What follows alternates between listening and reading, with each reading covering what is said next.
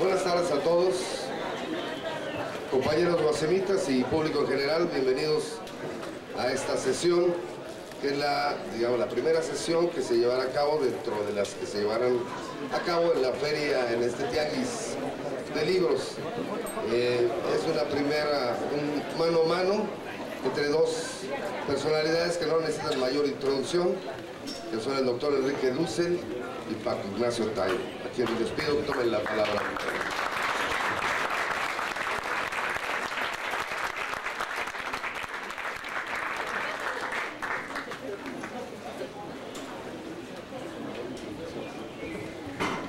Bueno, vamos a hacer un diálogo y alguno tiene que empezar.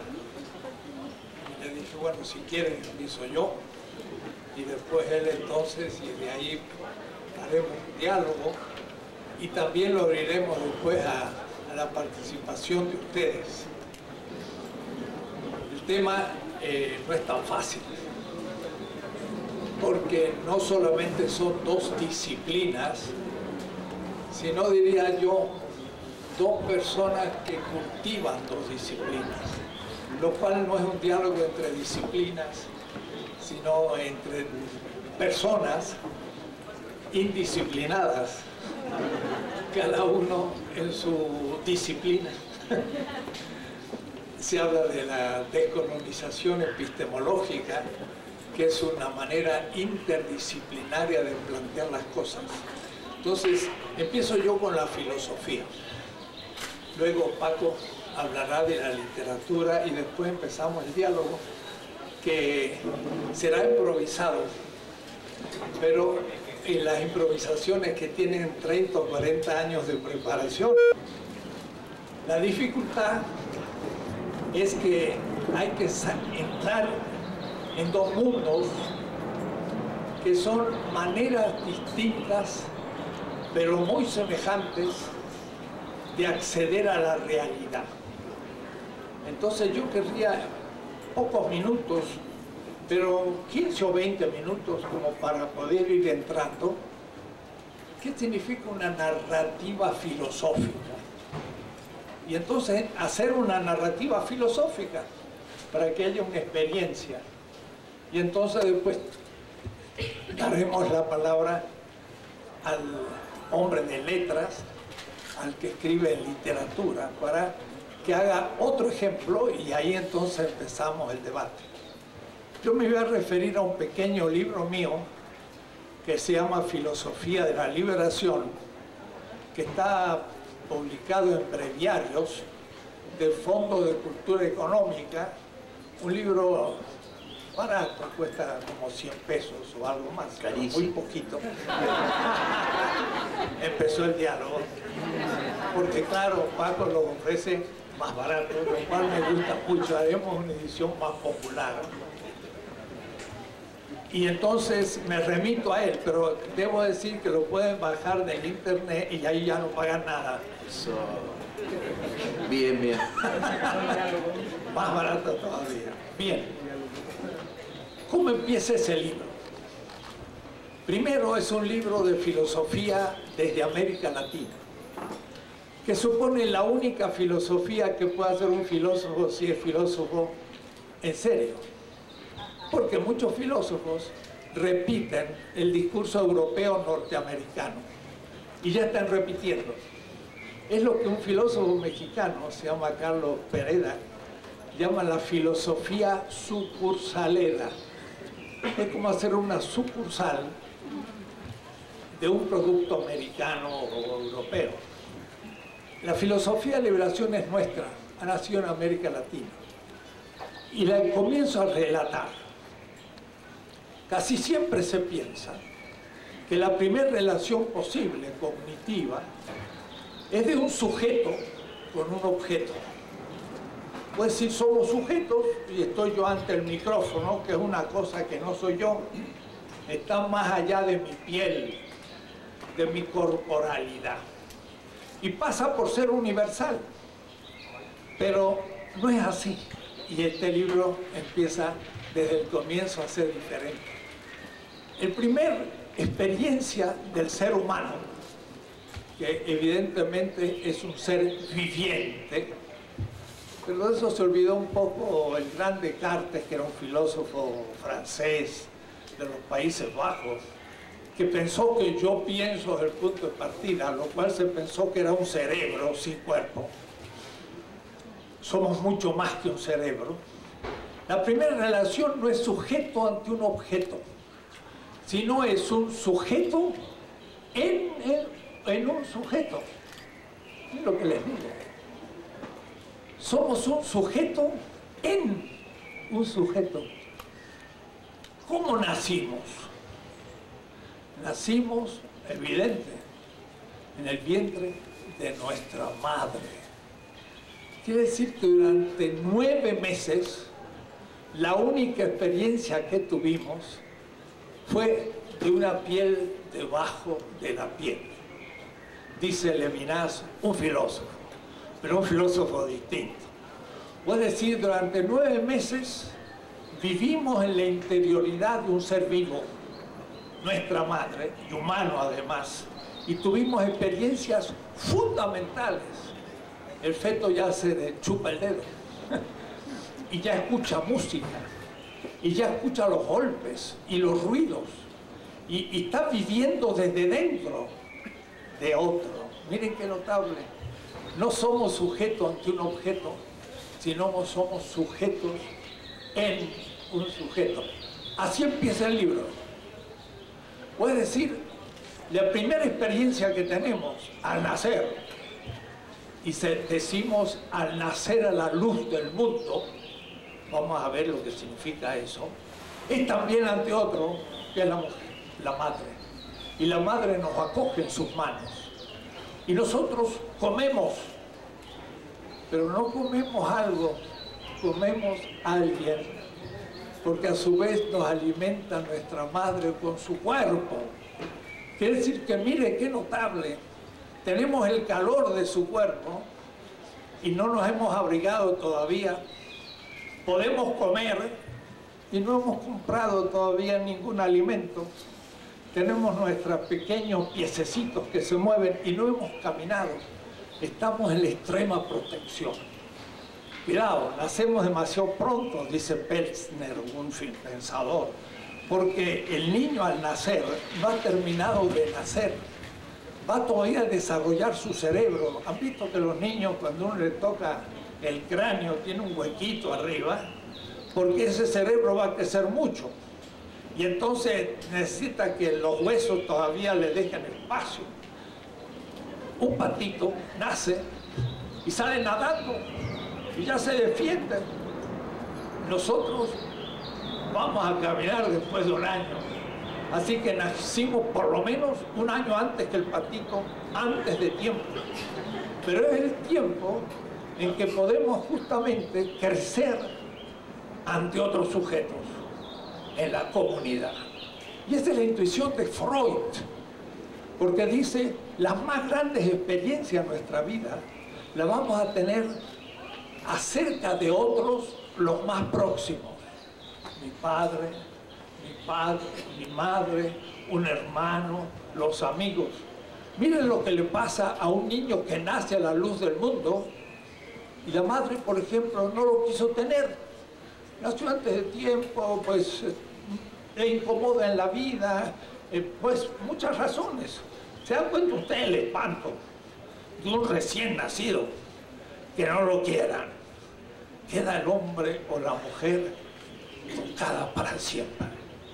En cambio, miren qué bello es nacer en el regazo de alguien que lo acaricia a uno, lo besa, y de uno dice, el mundo es bello.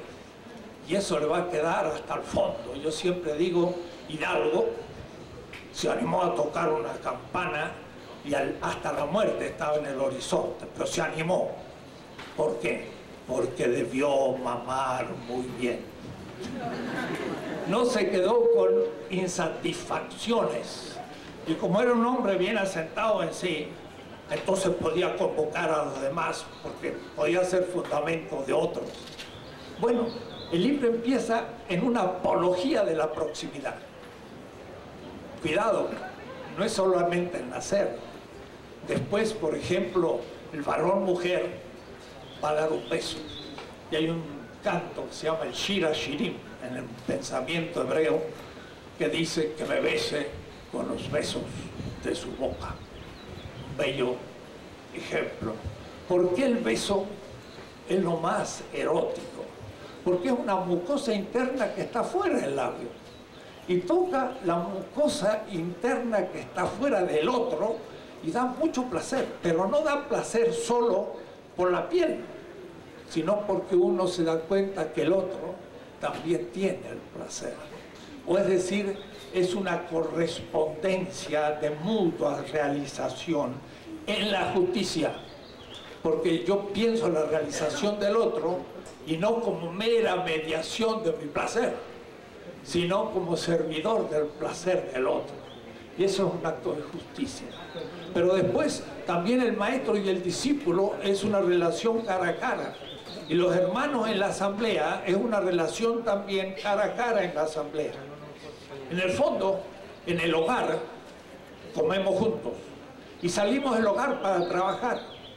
Yo digo, Freud es el que trabaja lo que pasa dentro del hogar, hasta el orgasmo. Al salir a la calle para afuera, funciona Marx, porque yo tengo que trabajar para tener un salario justo y poder, ¿qué? Traer a la casa el alimento para poder seguir alimentando el hogar, el fuego del amor en la comunidad. Pues paradójicamente la economía es un pasaje por afuera que vuelve adentro de la intimidad. Podríamos estar, como yo digo a veces, un semestre sobre este tema, no se imaginan. Pero no termina ahí un relato filosófico, sino que de todas maneras vamos a tener que enfrentarnos con el mundo. Es decir, ahora vamos a tener que dejar el otro sujeto. Yo digo a veces a mis alumnos, miren, se aman tanto que se dan un beso y están ahí besándose. Pero después de un rato dicen, ay, empieza a llover, tenemos que hacer un toldo. O el beso está tan largo que dicen, tenemos que comer, entonces tienen que trabajar un poco la tierra en la agricultura, ¿no? Es decir, no podemos eternizar un beso eterno, sino que se nos viene la economía política y la política y muchas relaciones con la realidad como mediación para volver a la comunidad en la alegría del comer juntos, pero hay que tener algo que comer y eso hay que trabajar, como digo, la tierra y hay que hacer la tortilla y no es tan fácil tener que comer, pero el comer no es un puro acto fisiológico, es un acto de culto a la comunidad, porque es cultura el comer, igual que muchas otras cosas. Entonces, de todas maneras, al fin tenemos que enfrentarnos con la realidad. Pero ¿cómo nos enfrentamos a la realidad? Mira, yo estoy viendo un árbol al fondo, estoy viendo acá un aparato, el micrófono, ustedes mismos, son objetos. Pero yo los veo a ustedes y los experimento dentro de lo que la filosofía va a llamar un mundo. Como el mundo de mi casa, el mundo de mi barrio, el mundo de la clase obrera, el mundo de México hoy. ¿Qué significa un mundo? Ya no es el cara a cara, es el interpretar las cosas dentro de una totalidad de sentido. Yo, por ejemplo, agarro esta botella. Está fácil, ¿no? ¿Por qué? Porque está hecho justo según mi mano. Si han diseñado una botella de este tamaño para que la pueda comprar mi casa, si fuera como una jarra grandota, pues no la puedo tomar. Es diseñada. De todas maneras dije, esta botella, ¿cómo sé yo que esto es una botella? Porque no es ninguna de las cosas que no son botellas en mi mundo, y hay infinitas cosas. Porque hay relojes, micrófonos, mesas, árboles, cielo, zapatos. ¿Y cómo yo sé que esto es botella y no todo lo demás? Ah, porque en mi cerebro yo tengo memoria de todas mis experiencias y puedo discernir cada cosa que me enfrenta desde la memoria de todas mis experiencias. El mundo es la totalidad de mis experiencias, de donde yo enfrento la botella, ahora aquí. Miren qué interesante, cada uno porta un mundo distinto, el único que es sí mismo, pero al mismo tiempo tenemos mundos comunes. Yo estoy hablando una lengua y ustedes la están entendiendo. Estoy hablando de un tema y ustedes están entendiendo algo. Puede decir que nuestros mundos se cruzan y hacemos el mundo de una feria del libro en una tarde de un martes en el plantel del baile, de la UASA CM. Ese mundo es común. No se imaginan. Todas las experiencias se dan dentro de un mundo. Eso es lo que dice un autor como Heidegger, que además de ser fascista, era un gran pensador. Y dice, somos seres en el mundo. En el sentido de que cada uno porta un mundo desde donde se avanza, se disciernen todas las experiencias de mi vida. Y esas se avanzan desde la memoria de mis experiencias. Pero entonces el mundo es una totalidad. Cualquier tema que ustedes me dieran a pensar, cualquiera, hábleme de la locomotora, o hábleme usted de lo que significa una mesa, o háblame usted de lo que es un reloj. Le aseguro que puedo empezar de inmediato a hacer una clase sobre ello. ¿Por qué? Porque sitúo lo que me enfrenta dentro del mundo. Un reloj. Pues, es un instrumento que da la hora. Sí. ¿Y por qué no hace mucho tiempo que hay relojes pulsera? Porque el tiempo se calculaba aproximadamente, pero nosotros decimos, el tiempo es oro. Qué raro. ¿Eso desde cuándo se dice? Desde el siglo XVII. Antes el tiempo era una creación divina, era el tiempo de mi vida, pero no se lo medía por el oro, que es el dinero. Ahora hay que ahorrar tiempo. El reloj, como lo usamos, está determinado por una totalidad que se llama el capitalismo, y podría demostrarle cómo funciona dentro de un mundo en donde el aumento de ganancia es lo que da sentido a la vida. Y por eso llevamos el reloj, para no perder un minuto, porque el tiempo es oro.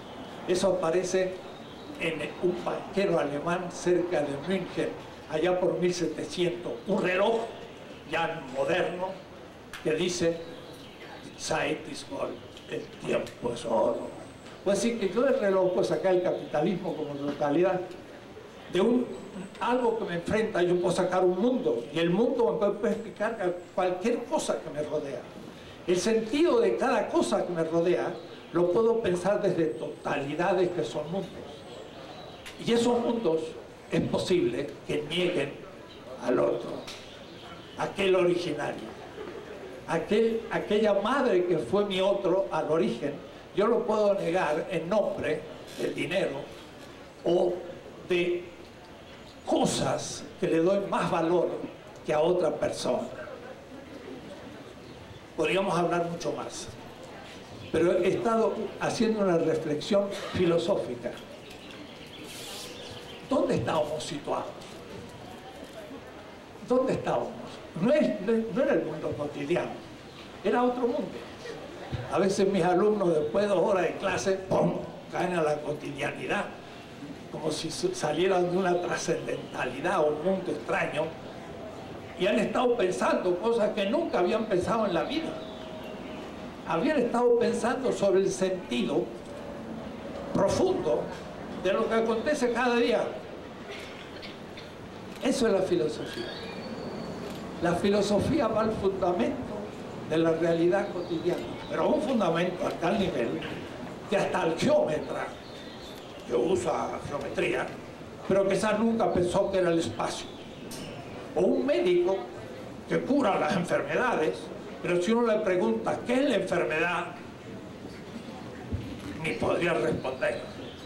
O un físico que si uno le dice pues es el Big Bang y hay una explosión en el espacio, ¿qué es el espacio?, tampoco puede responder. El filósofo se ocupa de lo cotidiano en sus últimos fundamentos y habita un mundo trascendental que no está alejado de la realidad, pero que cuando uno aterriza de nuevo a la realidad, empieza a descubrir el sentido. Entonces, termino diciendo, dijo Aristóteles, los que hacen mitos son los que hacen filosofía. O es decir, los que hacen mitos son los que aman la sabiduría. ¿Qué es la sabiduría? No es la ciencia, es saber ordenar el sentido de la vida cotidiana. El médico puede decir, este se murió, certificado de función. Y yo le pregunto, doctor, ¿se murió el pobre? Sí, se murió, no le late más el corazón. ¿Cuál es, doctor, el sentido de la muerte? Y él puede ser doctor de la UNAM, y premio Nobel, y del CONACYT, y nunca se preguntó el sentido de la muerte. Y se lo puede responder un chamán de una tribu, porque ese sí sabe lo que es la sabiduría y la ama, aún a través de los mitos. Eso es lo que me va a ligar, espero, van a ver ustedes, a la cuestión de la literatura.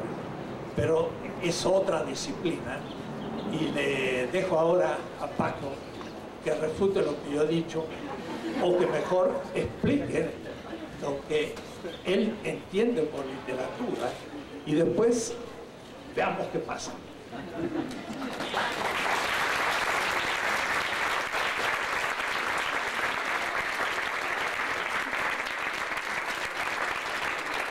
En el ciclismo profesional hay una técnica que se llama demarraje, muy usada por los ciclistas más experimentados, que es construyen un ritmo y lo van aumentando, de tal manera que van mermando a los que los acompañan. En general usan a lo que se llaman los domésticos de su equipo, o sea, sus puntos de apoyo, que son los que van marcando el ritmo. Y en un determinado momento, el líder del equipo suelta un tirón de violencia en el pedal. Esto se llama un demarraje. Y en esta ruptura de ritmo, lo que hace es intentar arrastrar a sus oponentes más peligrosos para irlos quemando. Esto puede suceder en una etapa de montaña 7, 8 veces en el momento en que empieza el ascenso. Los riesgos de arrancar con un filósofo al lado es que te propone un camino, te propone una bicicleta y te suelta el demarraje. Entonces voy a empezar diciendo por qué cuando yo entré en primero de secundaria, yo adoraba a Robin Hood, pero estudiaba en la secundaria 4. Y en la secundaria 4, la pura idea de llegar vestido de mallas, con un gorrito ridículo y una plumita, y arco y flechas, era verdaderamente impensable. Era territorio salvaje aquello. Y por más que yo amara a Robin Hood, tenía que encontrar otra manera de mantener mi amor sin ponerme mallas ni gorrito con plumas en la secundaria 4. La secundaria 4 se caracterizaba porque era uno de los centros de la construcción de la Leferés como lenguaje absoluto. En la puerta a las 7 de la mañana había dos personajes. Uno de ellos, un prefecto llamado Clavillazo, porque hablaba como clavillazo, era incapaz de una articulación de más de 2 minutos coherente, y decía, Franco Izquierdo. Franco Izquierdo creo que quería decir que entraras por el lado izquierdo o algo así.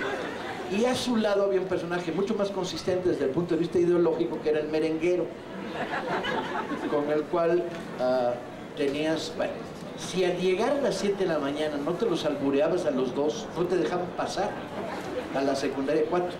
Entonces era un duelo construido sobre esa maravilla que el lenguaje mexicano ha creado y ha adoptado, que es el albur, en el cual se decían cosas verdaderamente primitivas, salvajes, pero extraordinariamente ingeniosas, como por ejemplo, te tapo con cemento y te dejo al albañil adentro, ¿no? Que desde el punto de vista de la construcción metafórica es altamente imaginativa, pero a las 7 de la mañana es alta y peligrosamente imaginativa, porque así como todos los mexicanos tenemos un primo pendejo, y esto es estadística pura, un primo o una prima pendeja, a los ciudadanos normales lo que tenemos además es que hay ciertas horas del día en que los biorritmos no responden.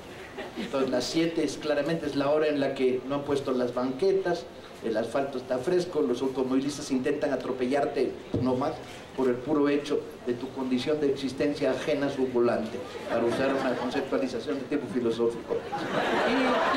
Y a las 7 de la mañana entrabas a la secundaria 4, manteniendo tus amores de infancia con Robin Hood, y hago una nota de pie de página para estar al tono.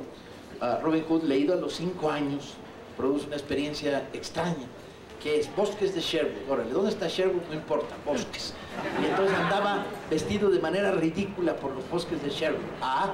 Pero tenía un arco infalible y unas flechas que daban en el blanco. Y no solo eso, Robin Hood asaltaba. ¿A quién? A los ricos que cruzaban el bosque.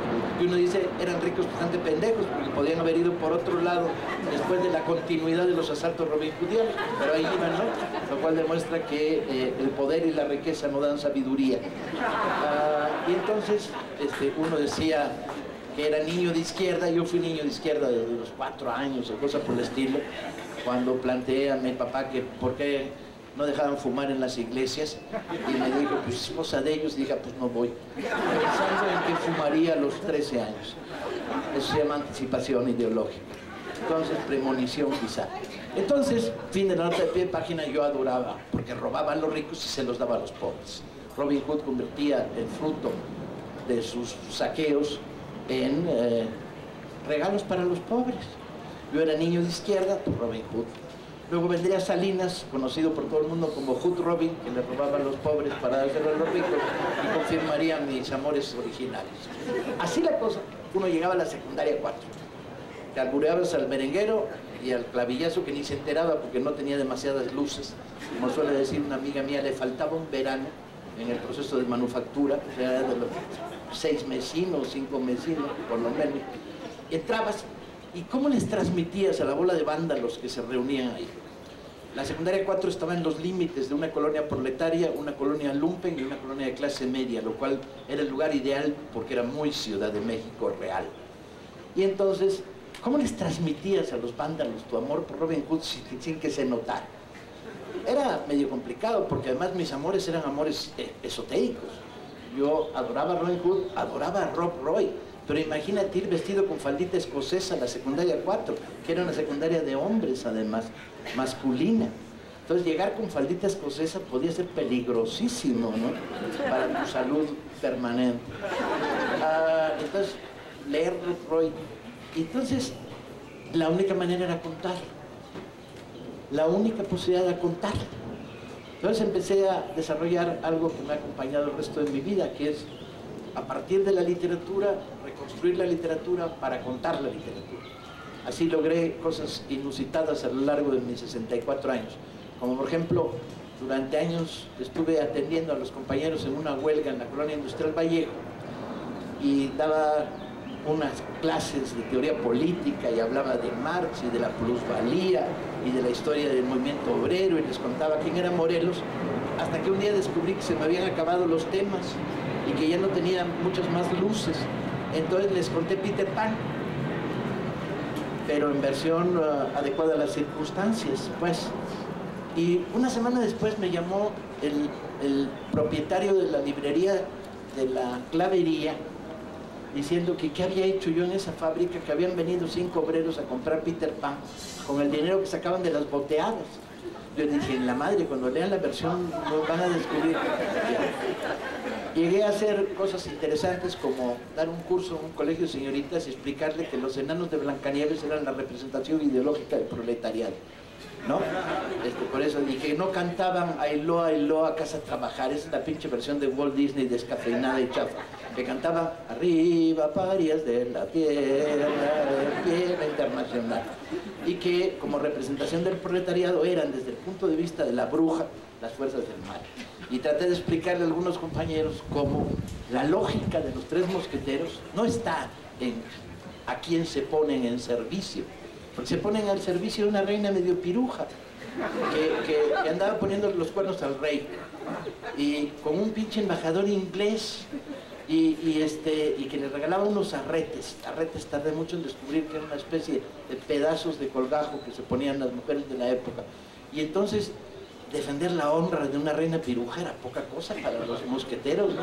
Sin embargo, descubrí la esencia de los tres mosqueteros, que se confrontaban en la defensa de la reina piruja y del honor de la reina piruja, se confrontaban con las fuerzas del mal.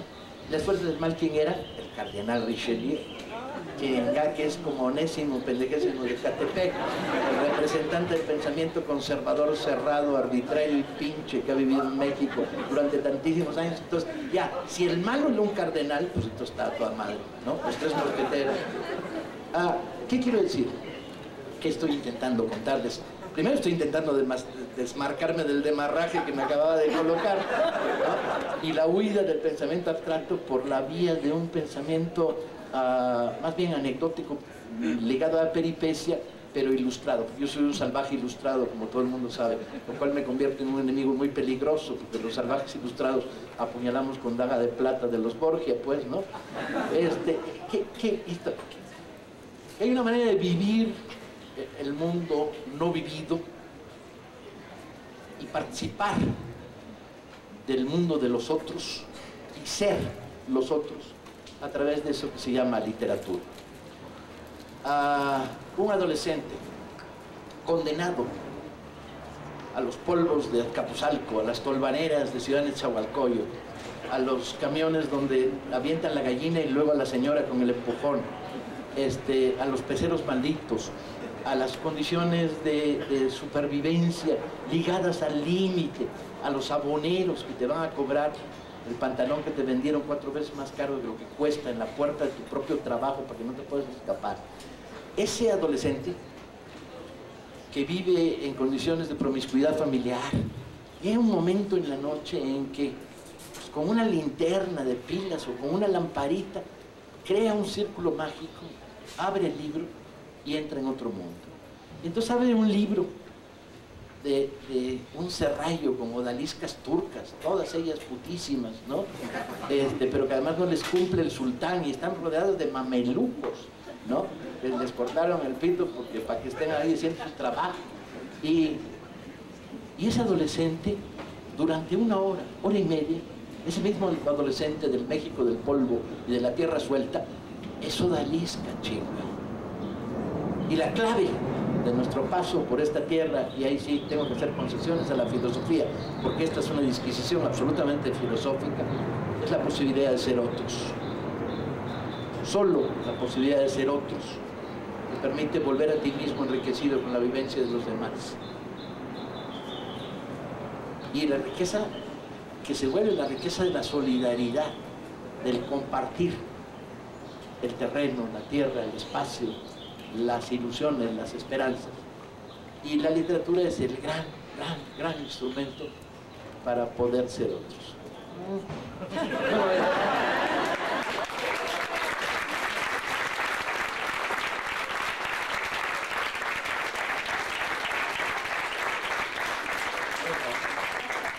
Como vieron, ya se contó una posible historia de la secundaria donde vivió, y yo creo que es un gran ejemplo porque no la hizo vivir, y la hizo vivir desde el lenguaje tan urbano de México, ¿no? Que hay que tener demasiada experiencia para poder hacerlo.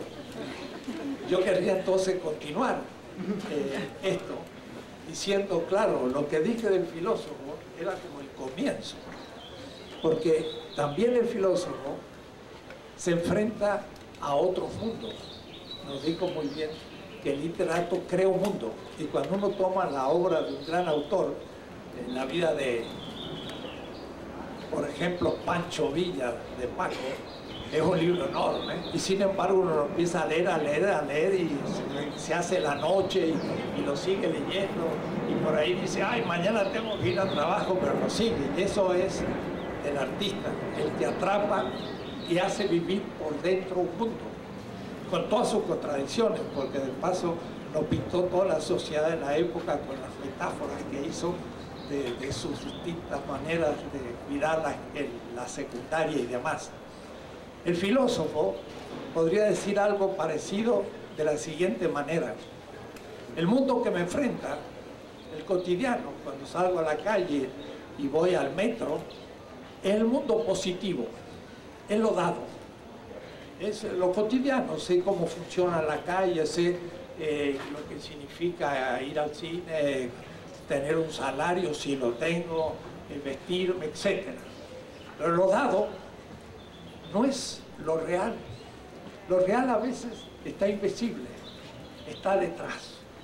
Y es justamente lo que esa realidad niega. Mire, le voy a dar un ejemplo.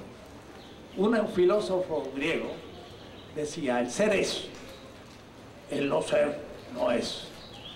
Y el lenguaje de Paco diría, parece, perdón, nunca lo he usado, pero ahora sí. Seguro que sale bien. Es una pendejada, ¿no? Es decir, ser es, y el no ser no es. Pero es tan tonto que no sé cómo se le ocurrió. Pero miren, le agrego una palabrita y ustedes empiezan a entender.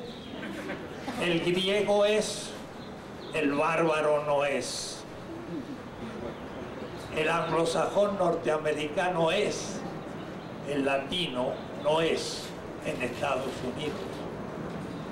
En la Ciudad de México son los que están en el Pedregal, pero los que están allá por Iztapalapa no son, no aparecen, son invisibles. Y entonces ahí empieza el tema. ¿Cómo desaparecen los que son? Y bueno, entonces ese mundo que yo abstractamente mostré es un mundo donde lo que aparece como afirmación es lo que está construido sobre lo que no aparece como negación. Y esos que son negados son los que producen lo que aparece. Pero eso a todos los niveles. Hasta, por ejemplo, en una estética. ¿Qué es lo que aparece como belleza? Aparece como belleza las muchachas de Televisa. Rubias, blancas, estilizadas, altas. Entonces alguna muchacha de algún barrio dirá, pues, de este tipo de gente, pues, muchachas no hay en mi barrio. Son las de Televisa. ¿De dónde salimos nosotros? No somos. Eso entonces empieza a ser un problema. Y el filósofo lo puede empezar a discernir. Eso es justamente la negación del otro. Y esa negación del otro es el mal. Y eso en el plano social es la injusticia. Y entonces, miren, el mundo tiene a su vez lo que aparece y lo que niega. Y el otro es también negado. El varón en el machismo no ve a la mujer. Y a tal punto que la propiedad antes la tenía solamente el varón.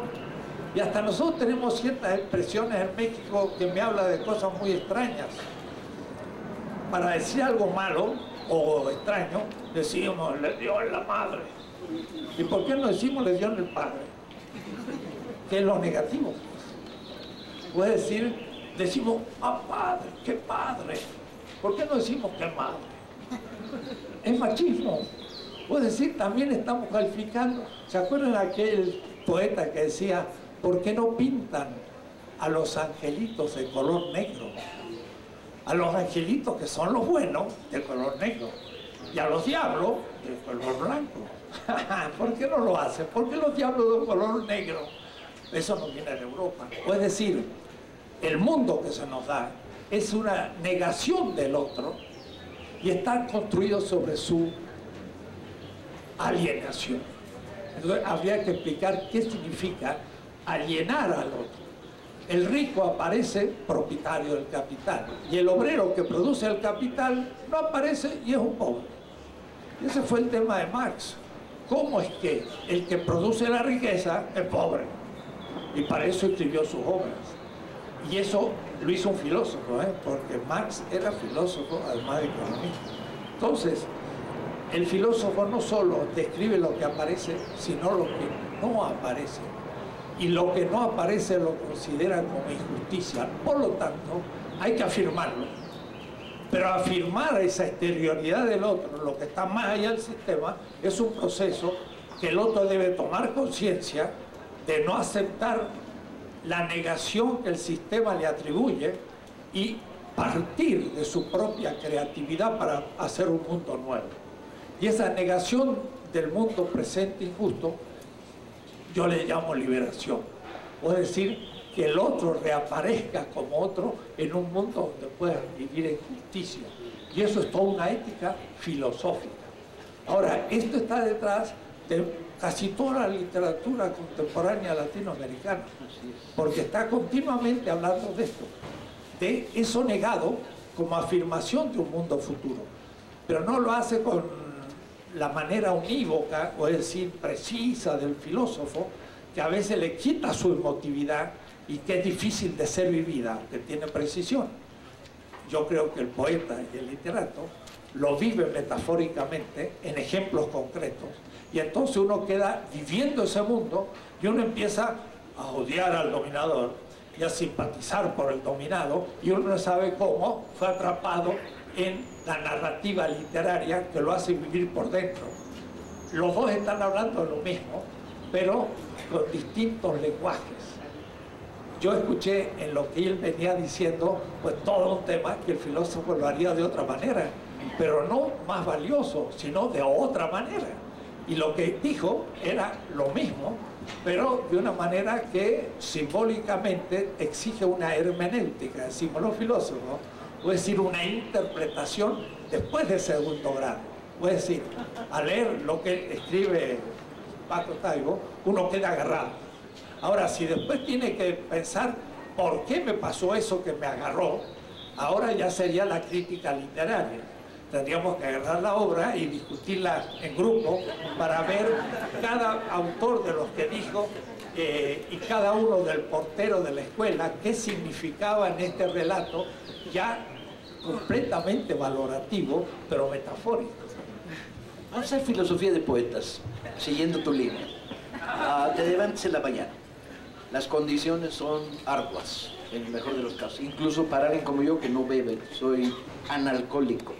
Debe ser por eso por lo que escribo mucho. Soy monógamo y analcohólico, entonces ni me dedico a ligar a las esposas de mis compañeros, ni me dedico a emborracharme, ni voy a cócteles, sobre todo en los cócteles están llenos de gente indeseable, ¿no? Entonces tengo mucho tiempo libre, pero de todas maneras levantarse en las mañanas es subir la cuesta de la vida, pues, ¿no? Y veo un tipo que se parece al monstruo de Frankenstein.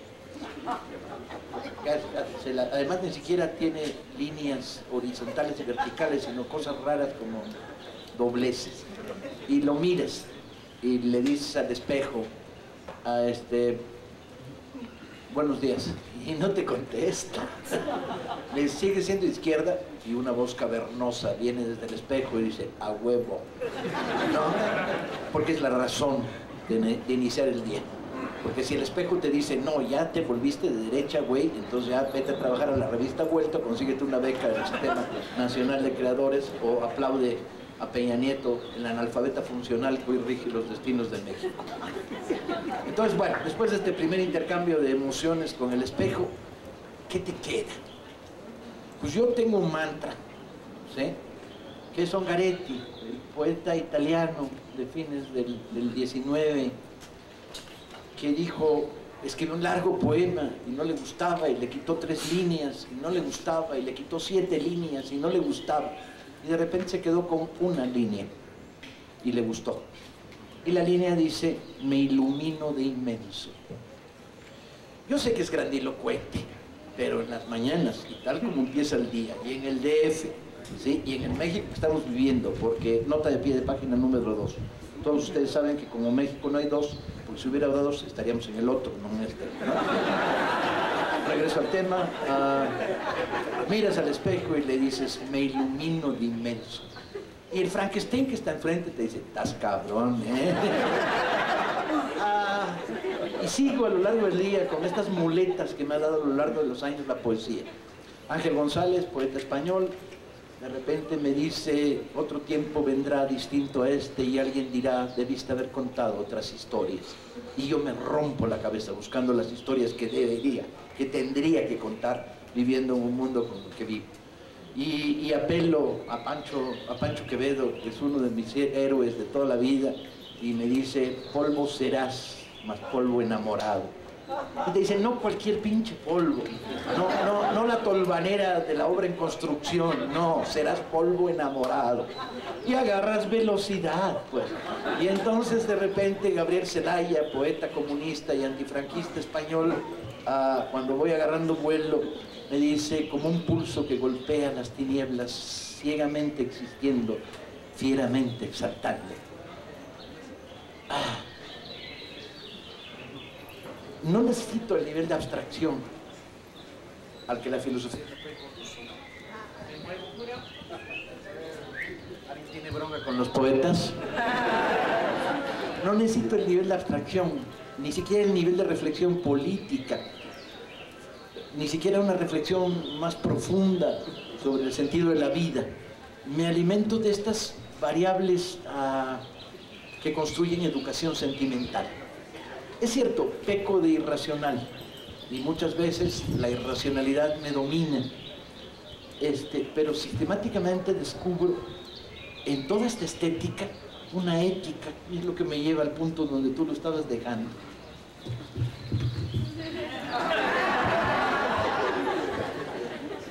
Pues yo partiré de donde la has dejado.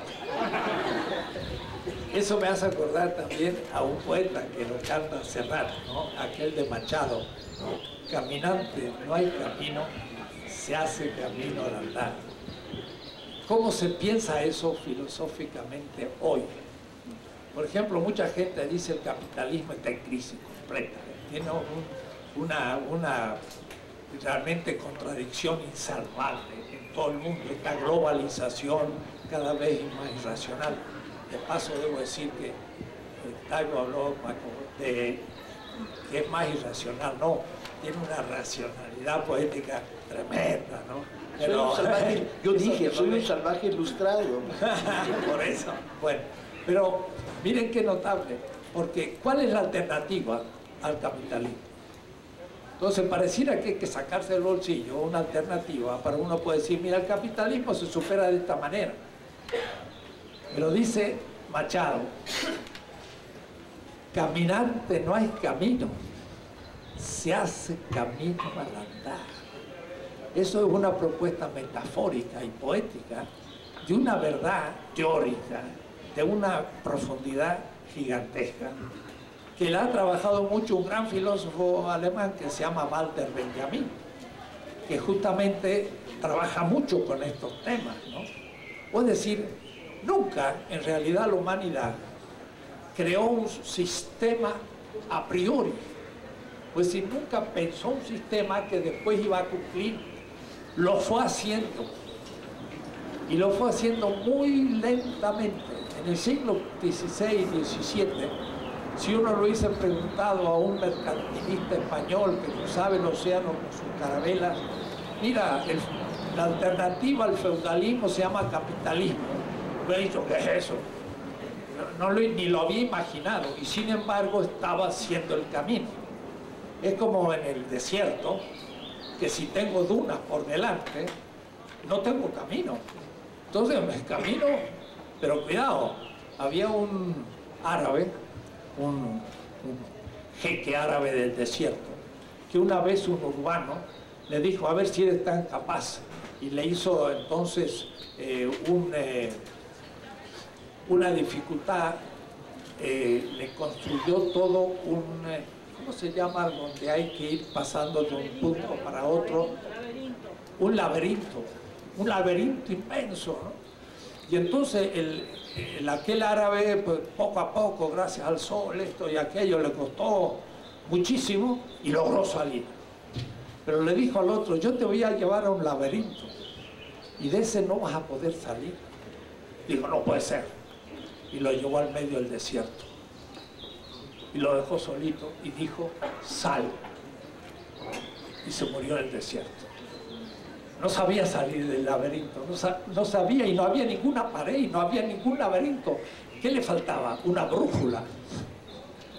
Para decir, bueno, camino al menos siempre al norte y algún día llegaré. Claro que sí, era justo la parte más larga del desierto, también se iba a morir. Pero tenía que haber palpitado algo. La brújula es lo que me permite caminar. Entonces, lo que permite crear un sistema alternativo al capitalismo no es un proyecto, son criterios éticos que deben iluminarme en cada acto que yo hago. Y si lo voy haciendo, y muchos lo van haciendo, empieza a surgir un nuevo sistema.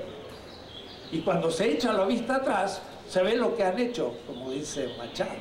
Es decir, aquí la metáfora se vuelve una propuesta filosófica importantísima en la política. Hay que tener criterios, y esos criterios son éticos. Claro, ¿cuáles? Bueno, para decirlo rápido, 3 criterios éticos. Primero, hay que afirmar la vida humana. Ese es el criterio ético material por excelencia, ¿no? Y en el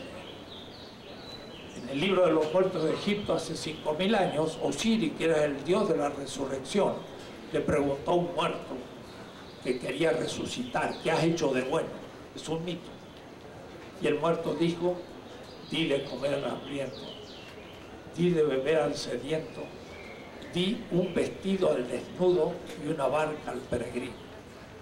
Ustedes ven que son 4 exigencias materiales: comer, beber, tener un vestido y una barca. Pues si yo hiciera eso como político o como economista, ya tengo un criterio, primero. Segundo, ¿cómo voy a dar de comer? Por consenso comunitario. O es decir, siempre que elija algo, lo tengo que elegir desde una comunidad con simetría de posibilidades de participación para llegar al consenso. Eso se llama democracia, pero no la liberal, sino de los pueblos originarios. Y la tercera, que sea factible lo que yo hago. Pero hay una cuarta todavía. La cuarta, había un filósofo que se llama Hermann Cohen, que dice: el método consiste en ponerse en lugar de los pobres y desde allí hacer el diagnóstico de la patología del Estado. Entonces, si yo le doy de comer al más pobre y permito que haga una comunidad de consenso y sea posible, esos son los criterios que necesito para hacer un nuevo sistema, y este proyecto se va a ir construyendo, como dice Machado. Es decir, el poeta da el tema, pero el filósofo lo puede ir clarificando paso por paso hasta hacerlo algo empíricamente posible. Y eso en todas las ciencias: economía, en la política, en la psicología, el psicoanálisis, y hasta en la física, y hasta en la matemática. Pero en fin, sería largo mostrar cómo. El poeta también inspira al filósofo y le propone el tema. El filósofo lo analiza después de manera racional, pero cuidado, racional que incluye la emotividad. Dicen los neurólogos que lo racional es el sistema neocortical y que lo afectivo, el corazoncito, es el sistema límbico, el cerebro, no es el corazón, ¿no? Porque el corazón se agita, pero porque lanza más sangre al cerebro. El que ama es el cerebro, no el corazón. Y no se puede solo pensar con la cabeza.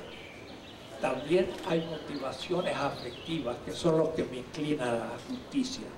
Por eso entonces que hay que vincular afectividad y teoría para poder transformar el mundo. Yo adoro la filosofía, pero no la consumo. Porque de repente la resiedumbre afirmativa de la filosofía me preocupa. Cuando Marx dice categóricamente, y la palabra categórico es una de las palabras que eternamente me preocupan, nota de pie de página: será porque traigo un ácrata escondido en el fondo de mi profundo corazón. Cuando dice es el ser social el que determina la conciencia.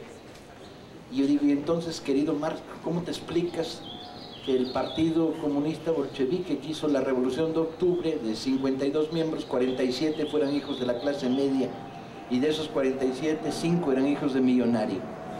¿Sí? Y entonces, bueno, entra toda una teoría de la representatividad. Pero si analizas el fondo del problema y vas masticando y poniendo en duda todo, y poner en duda es un acto de sabiduría.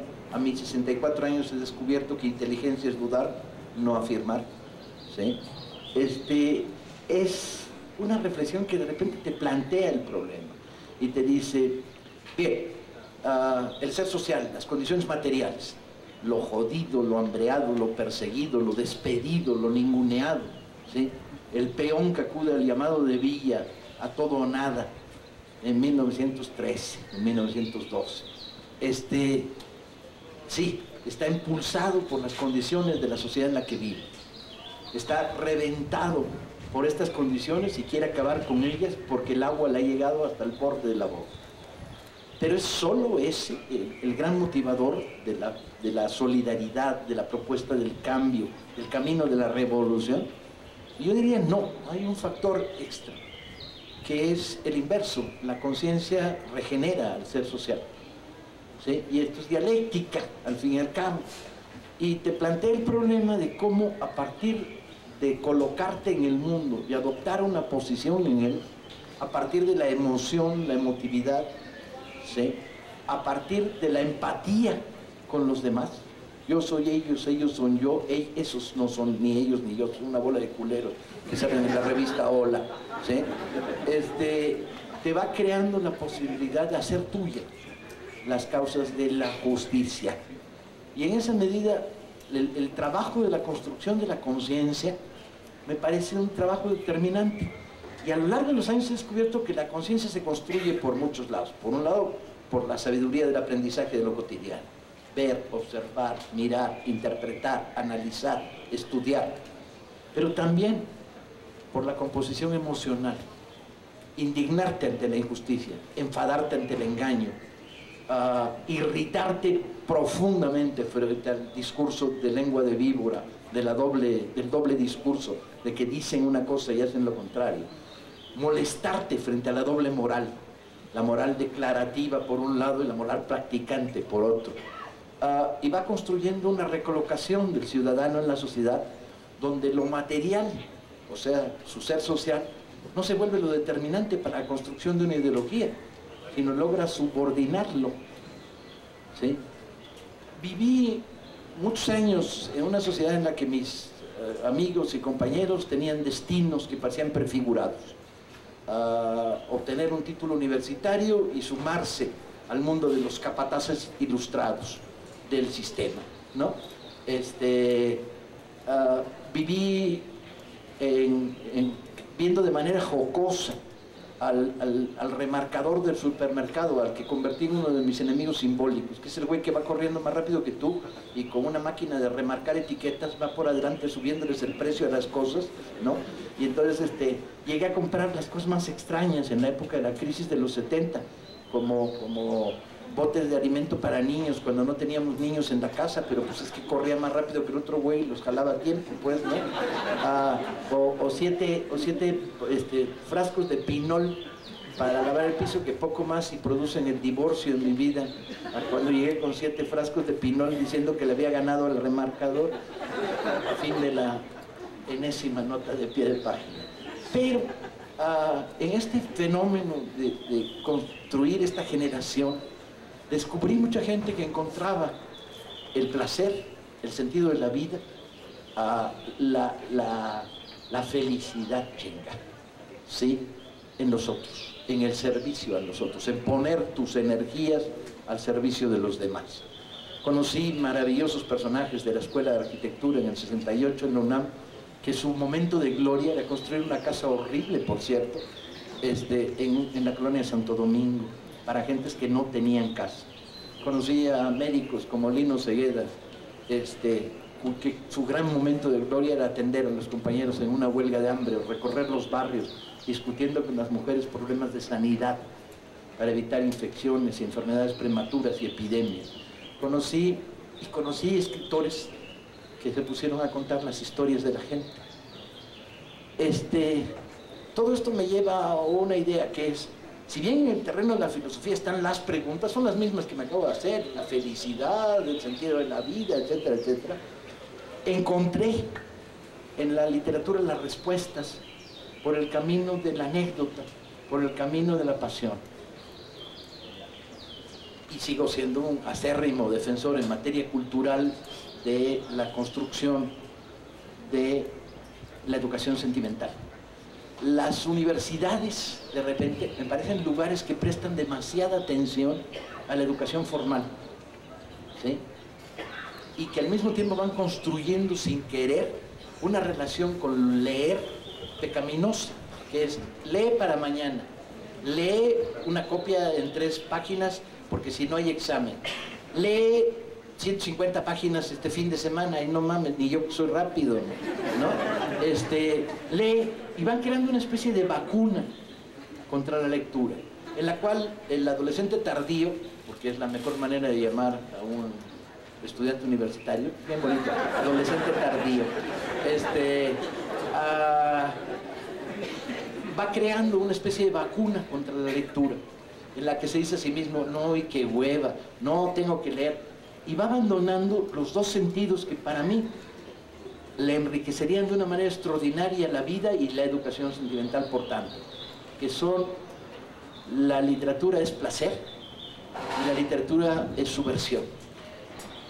Y solo ahí vas a encontrar placer y subversión en dosis enormes.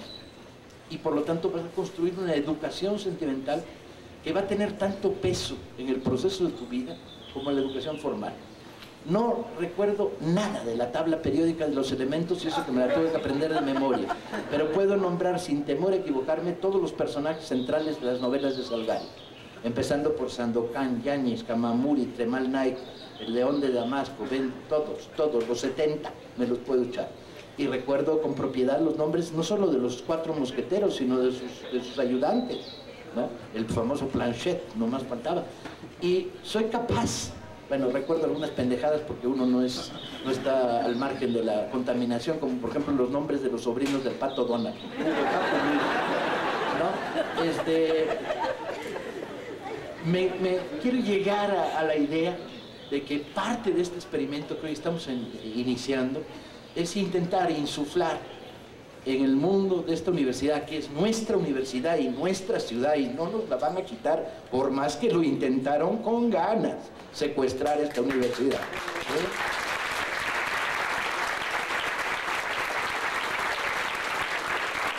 Traer a la universidad esta especie de espíritu de que no hay educación completa sin educación sentimental: teatro, cine, ballet, música, literatura.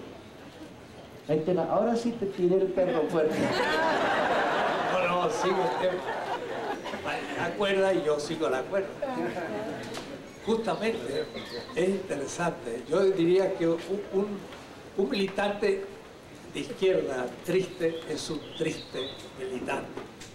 Y voy a dar el ejemplo de Marx, porque se piensa que Marx es una gran cabeza, ciertamente, pero yo creo que tenía mucho más todavía un gran corazón. Era un romántico. Eso lo mostró aquí en su conferencia Michael Levy. Y le voy a dar un texto. Dice Marx: habría que ser muy animal para darle espalda al sufrimiento a la humanidad. Yo he dado todo lo que tengo, mi familia, mis mejores años y todo, por escribir este libro. Y este libro es una crítica, pero es una crítica que viene desde la contemplación y la empatía con el sufrimiento. Pero no solo eso. Marx, cuando tenía 17 años, miren qué edad, dio un examen justamente de lengua para ser bachiller, la prepa. Y la maestra le propuso un tema al joven Marx de 17 años, razones para elegir una profesión. Y entonces, es notable, son 3 páginas, y dice, entre otras cosas, él quería ser poeta. Poeta. Pero dice, pero poeta no es suficiente por esto y aquello. Podría uno querer ser rico y tampoco, y querría uno poder ser científico tampoco. Dice, ¿cuál sería la razón para poder elegir una profesión? ¿Y sabe cuál elige? Miren lo que dije. Habría que elegir aquella profesión que hace felices a la mayor cantidad de gente. Y dice, y aquellos que dan su vida por este ideal son los que en su tumba, los que lo recuerden, dejarán caer una lágrima. Entonces, cuando estuve en Londres, junto a la tumba, me acordé de aquellas frases, ¿no? O es decir, la felicidad se lo proponía. O es decir, no era un hombre triste, Y él justamente dice, después del sistema viene el reino de la libertad. ¿Y qué sería el reino de la libertad? Sería el tiempo del trabajo cero. No trabajaríamos más. ¿Y para qué? Tendríamos tiempo para ir a pescar, para poder pintar. Puede decir, era justo el tiempo de la estética. Marx. Puede decir, estaba lejos de ser un militante triste, porque un militante triste no dura mucho. Al fin o se aburre o se muere, pero no puede. Hay que ser feliz en medio del camino también. Y por eso es la afectividad en el fondo lo que nos mueve. Carlos Mariátegui, que es uno de los grandes marxistas latinoamericanos, leyó a Sorel. Y Sorel justamente toma la revolución como un acto ético, moral, mítico. Y entonces hay el entusiasmo. Y si uno tiene el entusiasmo del afecto, puede entonces transformar el mundo. Pero es más, yo diría que no hay filosofía sin amor. Es que se llama así, amor a la sabiduría. Y Levinas llega a decir, en verdad podría casi decirse lo inverso, es la sabiduría del amor. Porque si tengo amor a la sabiduría es porque amo. Y amo es amar a la vida. Entonces estoy de acuerdo con lo que se dijo plenamente. No es una pura afirmación empírica a las cosas, sino en el fondo un amor a las cosas como deberían ser, como las sueño, como las pienso en el futuro. Y por eso que si no hay emotividad en la filosofía, tampoco hay filosofía. Y debo decir, los grandes maestros lo que hacen es inmatar a sus alumnos por el amor. Y entonces descubren esto por las mismas razones que el poeta. Son distintas maneras de acceder a lo real, pero en el fondo maneras muy profundas de descubrir el sentido. Una nota de pie de página sin referencia al texto, que es un buen consejo para mexicanos en tiempos como estos. ¿Saben la diferencia entre un optimista y un pesimista? Los pesimistas sufren antes, durante y después. Los optimistas nomás sufrimos después. Por razones eminentemente prácticas declaramos que en la eterna lucha contra el invierno que se nos aproxima, somos optimistas. Por razones puramente prácticas. Olvídense de lo demás. Dejemos de lado la razón, que luego vendrá a acompañarnos, dejemos de lado la reflexión. En el escalón 1, por razones puramente prácticas. Bien, fin de la nota de pie de página. Hay dos tipos de literatura, una que se llama sobaquera y otra que se llama legible. La literatura sobaquera en la Ciudad de México ha tenido momentos de gloria, de auge profundo. La literatura sobaquera consiste en, compro el libro en la Gandhi, que me vean, me lo meto abajo del sobaco y lo porto bajo el sobaco con el título colocado de tal manera que todo el mundo sepa que lo está leyendo. La función del libro no es ser leído, para nada. La función del libro es demostrar su existencia per se, y esta es una reflexión absolutamente filosófica y la del que lo carga. Por cierto, estamos pasando una lista porque vamos a regalar un libro. La Brigada Paralela y Libertad les va a regalar un libro a todos los que vinieron hoy. Entonces estamos pasando una lista para que se anoten, porque los que financian los libros nos piden que demostremos que los regalamos. Por más fotos que les damos de mexicanos con libros en los dientes, mostrándolo, quieren las listas. Entonces, bueno, cumplimos el requisito. La literatura sobaquera. Así se hicieron potentes en México autores como Mishima, que no conozco a nadie que lo haya leído, pero ha sido cargado en cientos de sobacos, ¿no? A lo largo y ancho del sur de la Ciudad de México. Hagamos un llamado a la literatura para leer, a la literatura para gozar. Y es aquella literatura que, descrita de manera más o menos elemental, consistiría en aquella que lees sentado al borde de la cama, al borde del asiento, la lees en el metro de manera vertical. Se lo recomiendo porque en la horizontal siempre te están metiendo el pinche codo, entonces así evitas el impacto. Y cuya gracia es el que, como decía hace un rato el doctor, que no te deje irte, que te atrape. El gancho narrativo, el saber contar la historia. Segundo, no le den a un libro más de 30 páginas. Yo he cometido el error a lo largo de mi vida de terminar los libros que empiezo. Gravísimo error. He leído un montón de libros que no merecían el tiempo que les dediqué. Entonces denle un libro 30 páginas, y si a las 30 páginas no los ganó, bótenlo. El escritor no sabe su oficio, que se dedique. Bótenlo en un bote, porque ahí lo puede recoger alguien, porque, y ahí voy hacia la tercera. No existen los clásicos. Esta es una ficción académica construida sobre una falacia, que es, hay un mundo ordenado en la literatura que empieza con el Cantar del Mío Cid y Homero, ni madres. Empieza con José Emilio Pacheco y las desventuras del niño enamorado de la mamá, empieza con los albures de José Agustín, empieza con la lectura gloriosa de Norman Mailer, cuando en Los Ejércitos de la Noche o en Miami, Chicago, descubre de repente que lo metieron en un hotel que tiene la televisión jodida y que todos los personajes de la ultraderecha norteamericana están todos verdes, los cabrones. Y dice, aquí un ajuste de cuentas con la realidad. Empieza ahí. Empieza en los escritos de Kapuscinski, sobre la guerra de Angola, donde te cuenta qué pasa en Luanda cuando la calle se llena de enormes cajas, donde los colonialistas están metiendo los pianos para llevárselo. Y te cuenta la caída del colonialismo a partir de la metáfora de las cajas, con descripciones brillantes. Está en Machado, cuando de repente te dice, mirándote a la cara, no es lo mismo el valor que el precio, amigos, no es lo mismo, ¿sí? Entonces, lo que para uno, cada uno va a hacer su lista de los clásicos. Tienen permiso para hacerlo. Tienen permiso para decir que Joyce les toca los huevos y que no les gusta y que no están dispuestos a leer a Homero, ¿sí? A los 13 años. Léanlos a los 35, después de leer a Finlay. Y va a ser un descubrimiento maravilloso.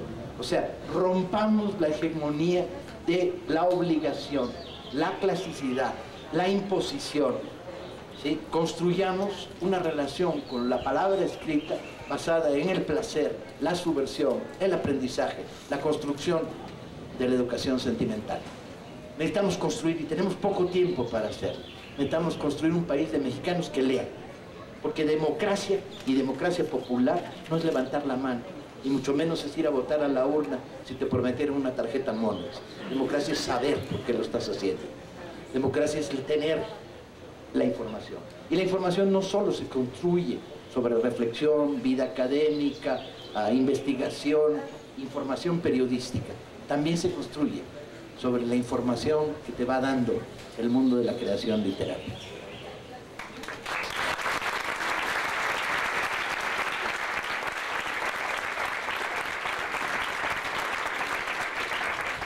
Pero hemos invitado a Paco Ignacio Taibo II para que nos hable a su manera, y yo creo que es honrar la universidad con su presencia. Algunos dirán, ¿cómo lo invitaron? Si es un autor irreverente. Es como, en serio, saben, un amigo muy querido hace tiempo, ahora menos, profesor en Alemania, en Berlín, gran marxista en su momento. Y cuando hubo aquí el festejo del nuevo rector, que me tocó a mí por casualidad ser de ahí, pues, el que ocupó ese lugar, terminamos con un mariachi. Y no se imagina, un mexicano me escribió de Berlín y dijo, eso ya es el colmo. El colmo de lo populacho. Voy a decir, profesor mexicano, pero en Berlín, le pareció que haber terminado esa gran fiesta, aunque empezó con el canto de la alegría de Beethoven, ¿no? Pero también no saben cómo Beethoven se inspiró, porque Beethoven escribió la novena sinfonía, el canto a la alegría. Pero ¿por qué? Cuando uno va a Bonn y ve la pequeña habitación del pobre Beethoven, que era pobre, tenía un viejo piano, por su pequeña ventana veía el río. Ahora ya no se ve porque hay edificios. Y vio campesinos festejando la vendimia. Y entonces Beethoven, viendo al pueblo, se inspiró y hizo el canto a la alegría. Los del coro habían tocado el canto a la alegría de Beethoven, pero no el que se toca en la ópera, sino de los campesinos del ritmo. Y terminaron con el mariachi. pero mi colega de Berlín dijo, es una falta de respeto a la universidad terminar un acto académico tocando un mariachi. Y yo le escribí una carta tremenda, ¿no? Digo, yo creo que tú ya has vendido tu alma al demonio, como Fausto, ¿no? En fin, fue muy interesante ese diálogo que hemos tenido, y no lo hemos terminado, y ya lo escribiré de nuevo otra vez. De tal manera que para nosotros es un gran momento el que Paco Ignacio Taibo II haya estado con nosotros, y yo diría las palabras de él, me borro yo, ojo, pero bueno, como es el perfume de alta calidad. Entonces creo que aquí hemos terminado este pequeño diálogo, pero para comenzarlo a leer, como dice, hay que leer, y hay que leer a los autores también, de tal manera que, diría yo, este pequeño diálogo lo terminamos y lo seguiremos en las obras y quizás en otra oportunidad. Muchas gracias.